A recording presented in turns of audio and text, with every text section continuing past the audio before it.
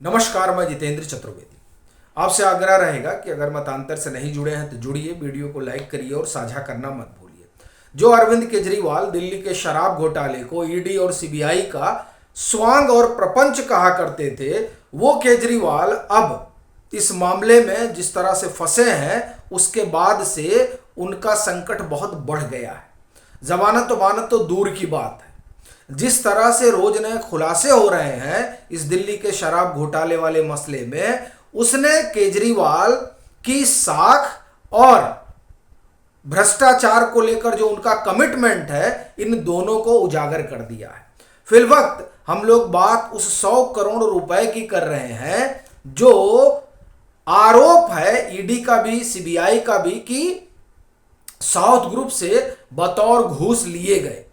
अब उसकी पूरी कहानी निकलकर सामने आ गई है और इस कहानी को सीबीआई ने रखा है कोर्ट के सामने। कब रखा है? ये जो के कविता को इन लोगों ने हिरासत में लिया, तो हिरासत में लेने के बाद कोर्ट में पेश किया जाता है।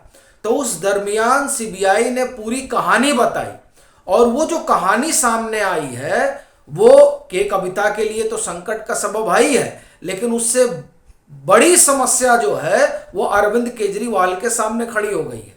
क्योंकि ये सारा जो भांडा फूट रहा है वो ऐसे समय में फूट रहा है जब लोकसभा का चुनाव आसन्न मुंह बाए खड़ा है।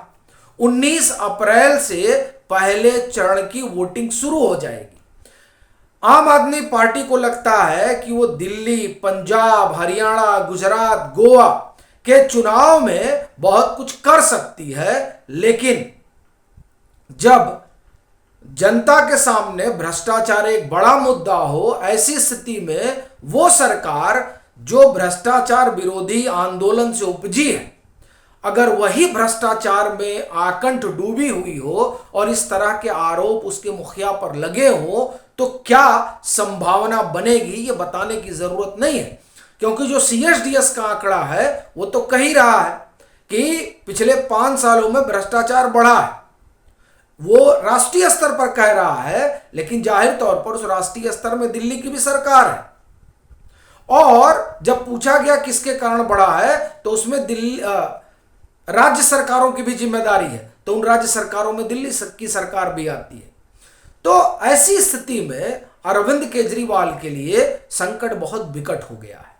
लेकिन जो ये 100 करोड़ रुपए के मनी ट्रेल का खुलासा हुआ है वो क्या है, दरअसल उस पर हम लोग पहले बात करते हैं कि क्या कुछ कोर्ट में सीबीआई ने कहा है। सीबीआई ने कोर्ट में दलील दी कि आम आदमी पार्टी को 100 करोड़ रुपए की रिश्वत अरेंज करने के लिए के कविता का बड़ा रोल रहा है। के कविता इस मामले में मुख्य साजिशकर्ताओं में से एक है।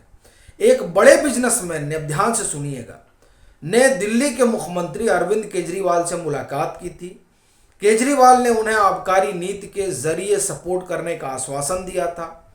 सीबीआई ने कहा कि के कविता ने हैदराबाद में उसी बिजनेसमैन से मुलाकात की। फिर वो बिजनेसमैन विजय नायर के जरिए के कविता के संपर्क में भी था। बिजनेसमैन ने के कविता से 100 करोड़ रुपए की अग्रिम धनराशि की व्यवस्था करने के लिए कहा था। कविता ने इस पैसे का इंतजाम करने में बहुत बड़ी भूमिका निभाई। और ये सब बात किसके हवाले से करी सीबीआई? ये सारी बात कहा जा रहा है दिनेश अरोड़ा के हवाले से। अब सुनिए, दिनेश अरोड़ा ने बताया कि अभिषेक बोनापल्ली ने, अब देखिए, दिनेश अरोड़ा ने अपने बयान में पुष्टि की है कि अभिषेक बोनापल्ली ने बताया था कि विजय नायर को 100 करोड़ रुपए दिए गए थे। सीबीआई ने कहा कि बुची बाबू, जो एक समय में सीए हुआ करते थे के कविता के, बुची बाबू से बरामद व्हाट्सएप चैट से पता चलता है कि वो इंडो स्प्रिट में के कविता के साथ हिस्सेदार हैं। सीबीआई ने कहा कि के कविता ने दिल्ली में आबकारी नीति मामले में बातचीत करने के लिए शरत चंद्र रेड्डी को आगे किया था। अब कहानी सुनिए आप। इसी शरत चंद्र रेड्डी और अरबिंदो फार्मा को लेकर बवाल काटा जा रहा है इलेक्ट्रोल बॉन्ड वाले मामले में। और ये वही शरद रेड्डी है जो के कविता की तरफ से आगे किया गया था इनको बात करने के लिए। तत्कालीन आबकारी मंत्री मनीष सिसोदिया के दबाव के कारण ब्लैक लिस्ट किए जाने के बावजूद इंडो स्प्रिट को लाइसेंस दिए गए, ये सीबीआई कह रही है। आपको ध्यान होगा कि सुप्रीम कोर्ट में अपनी उनकी जमानत याचिका पर जब बहस हो रही थी मनीष सिसोदिया की, तो उसमें यह बात ईडी ने कहा था कि आपने इंडो स्प्रिट चूंकि ब्लैक लिस्टेड है उसको लाइसेंस देने के लिए आपने आबकारी पर दबाव बनाया, अपनी शक्तियों का बेजा इस्तेमाल किया। तो मनीष सिसोदिया ने कहा कि हमने किसी को नहीं कहा था इनको लाइसेंस देने के लिए। जब मनीष सिसोदिया, और ये ऑन रिकॉर्ड कोर्ट में मनीष सिसोदिया ने बोला है, तो अगर ये मनीष सिसोदिया ने नहीं दिया था तो किसने कहा था कि ब्लैक लिस्टेड कंपनी को बाहर किया जाए? यह बड़ा गंभीर सवाल है और यही सब वो सवाल हैं जो अरविंद केजरीवाल को फंसा रहे हैं। अब देखिए 100 करोड़ रुपए विजय नायर को दिए गए थे। विजय नायर वो शख्स है जिसके बारे में ना मनीष सिसोदिया कुछ बोल रहे हैं और ना अरविंद केजरीवाल बोल रहे हैं। मनीष सिसोदिया से भी जब कहा गया कि इनका विजय नायर से ताल्लुक है तो उन्होंने कहा हमारा कोई ताल्लुक नहीं है, जो जाने वो सौरभ भारद्वाज और आतिशी मारलेना जानते हैं। यही सवाल जब अरविंद केजरीवाल से ईडी ने पूछा तो उन्होंने कहा हम कुछ नहीं जानते हैं, हमारा कोई संपर्क नहीं है, हमको कोई रिपोर्ट नहीं करता था, जो लोग रिपोर्ट करते थे वो करते थे ये लोग आतिशी मारलेना और सौरभ भारद्वाज को। अब आप देखिए कि ये विजय नायर कितने महत्वपूर्ण शख्स हैं। अच्छा, ये सभी लोग जानते हैं कि जैसे राघव चड्ढा आंखों के तारे हैं अरविंद केजरीवाल के, वैसे ही विजय नायर भी आंखों के तारे हुआ करते थे। अब पता नहीं है कि नहीं है, लेकिन आंखों के तारे हुआ करते थे और शायद अभी भी है। इसीलिए आप एक तरह से कहें कि वो पूरी सच्चाई बयान ही नहीं कर रहे हैं कि वो जो 100 करोड़ रुपए लिए वो कहाँ कहाँ दिए। फिर आगे सुनिए, ये जो सीबीआई ने बातें वहां बताई है ना, वो बहुत गंभीर हैं इनके लिहाज से। विजय नायर को आप नेताओं के कहने पर साउथ ग्रुप, अब साउथ ग्रुप में कौन है? अरविंदो फार्मा के प्रमोटर शरद रेड्डी, बीआरएस नेता के कविता, वाईएसआरसीपी के लोकसभा सांसद मटुंगा श्रीनिवास लू रेड्डी, उनके बेटे राघव मटुंगा, यानी आम आदमी पार्टी के नेताओं के कहने पर साउथ ग्रुप से करीब 100 करोड़ रुपए की रिश्वत मिली थी। साउथ ग्रुप का प्रतिनिधित्व अरुण पिल्लई, अभिषेक बोनापल्ली और बुच्ची बाबू ने किया था और ये तीनों ही गिरफ्तार हैं और तोते की तरह सच बता रहे हैं। तो कहा जा रहा है कि सही नहीं बता रहे हैं, ये लोग झूठ बोल रहे हैं।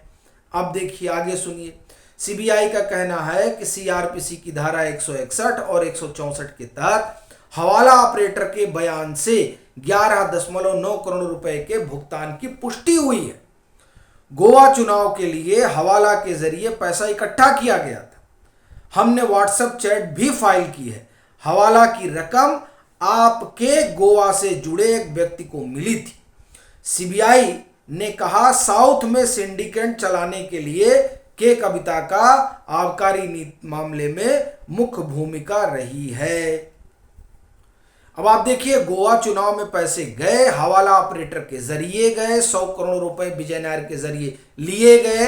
ये सारी बातें अब निकल कर सामने आ गई हैं और ईडी के पास, सीबीआई के पास वो तमाम डिजिटल एविडेंस हैं, वो व्हाट्सएप चैट है, फोन का पूरा डाटा है, तमाम चीजें हैं जो ये बताती हैं कि किस तरीके से दिल्ली के शराब घोटाले को अंजाम दिया गया और उसमें कौन कौन से लोग शुमार हैं। यही वजह है कि केजरीवाल हो, मनीष सिसोदिया हो, संजय सिंह हो या आम आदमी पार्टी के और दिग्गज नेता हो, इन सब के लिए समस्या विकट हुई पड़ी है।